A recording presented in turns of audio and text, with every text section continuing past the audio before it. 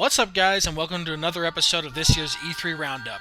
I'm going to be taking a look at The Witcher 3, The Wild Hunt, and I'm going to break down all the information that I could squeeze out of the various E3 conferences and the stage demos. You know the drill, let's kick this bitch off. First things first, I just have to say, look how good this game looks, guys. I mean, it is amazing. The world is supposedly enormous, like 35 times bigger than the previous game, they said, and it's completely open and contiguous, so you can travel to any point in the world that you see, any mountain range, any little alcove, any part of the ocean that's accessible. You can travel there without any sort of load screen or anything like that, and that is awesome. So the world contains three major regions. There's Skellige, which is like a lot of islands and offshore points of interest out in the ocean, or at least the sea.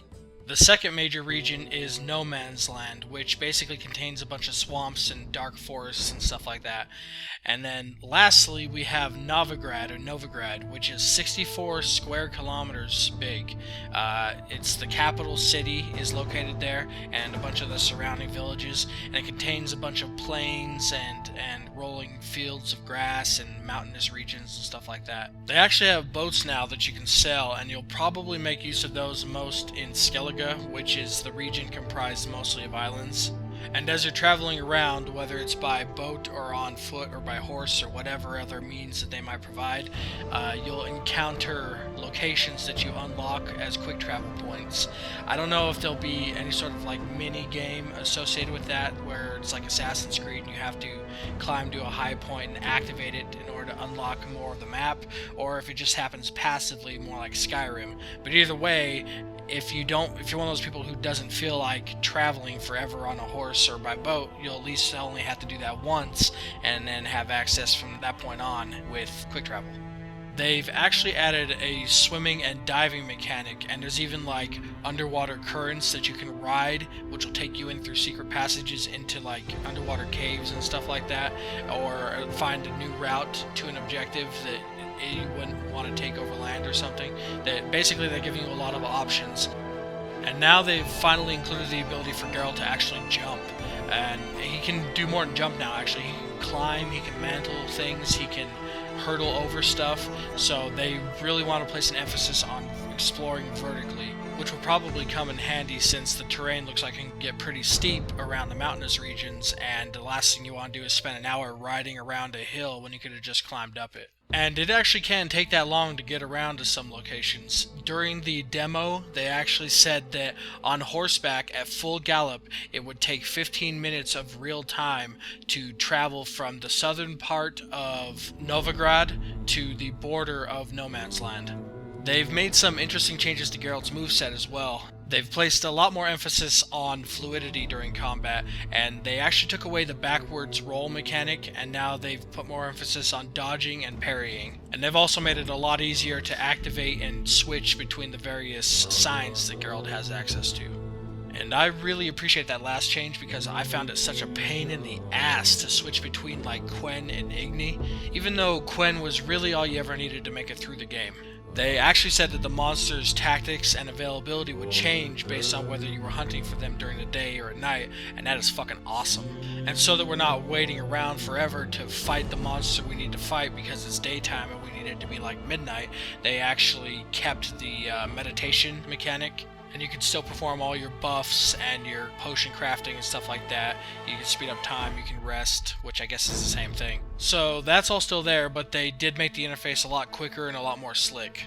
I guess it remains to be seen though if slick translates to dumbed down, but I don't think that's the case. CDProjektRed has definitely earned their reputation for fan service. And there weren't many in the previous game, but they've added more environmental traps that you can make use of, like exploding swamp gas and setting off a beehive near an enemy to confuse and daze them.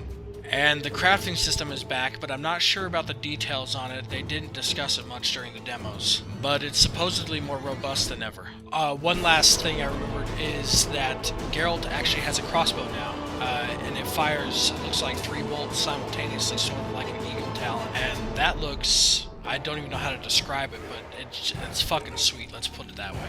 At one point in the demo, he actually shoots it at the griffin that he's fighting, which triggers like an aerial takedown, and it's sort of like what they tried to do with the dragons in Skyrim, but ultimately I think they failed there, whereas here it looks like it's working perfectly. And CD Projekt Red does such a good fucking job with the creature design. I mean, when's the last time you saw a griffin look like that? And the way its jaw like bounces up and down as the horse is trotting through Novigrad, and just like the way Geralt's hair bounces off his shoulders, there's just so much detail in this game.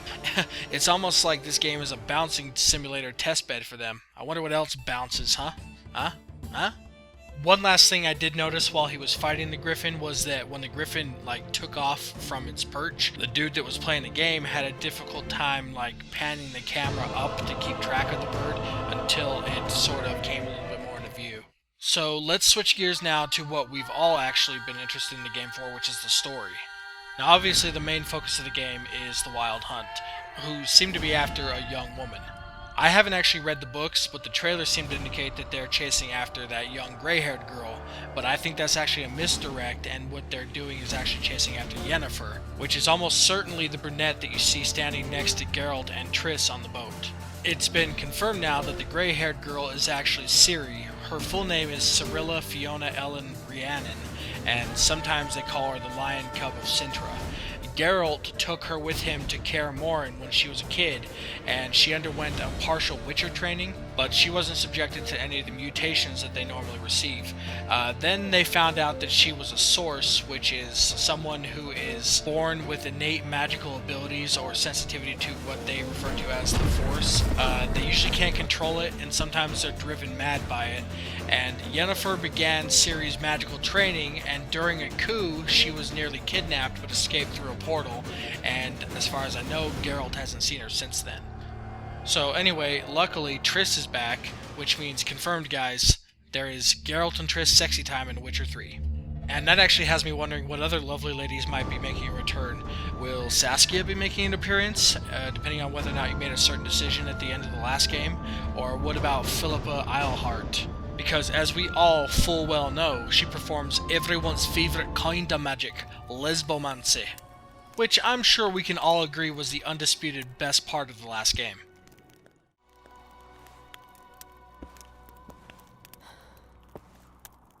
And we're moving on.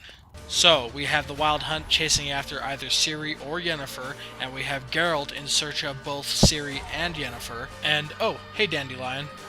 Geralt is going to meet some interesting people along the way, like this fella here, love the name, and this little fella here named Johnny, who is a godling, not to be confused with a bucka, apparently. So, all in all, we've got a huge, expansive world to explore, a long 100+ hour journey, improved combat, and travel systems. Most importantly, we have sexy time with Triss, confirmed. Hopefully sexy time with Yennefer, Saskia, Philippa, and Ciri. Plus, there's an entire district in Novigrad dedicated to sexy time. We've got boats, griffin heads, and with a little bit of luck, some lesbomancy.